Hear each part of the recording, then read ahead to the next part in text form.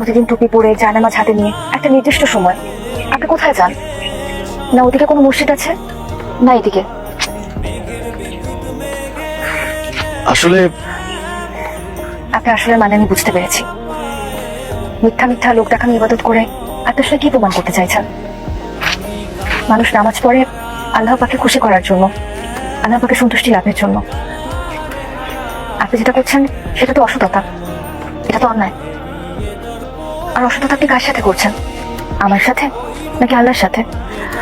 দেখুন, ভুল আর ঠিকের মধ্যে পার্থক্য করার ক্ষমতা আপনার আছে। আল্লাহ আপনার হৃদয় দান করুন।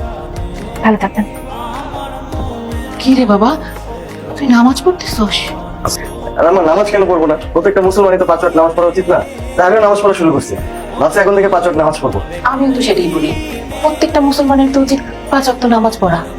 কিন্তু যে ছেলেরা আমি ঝাড়ু দিয়ে পিটাও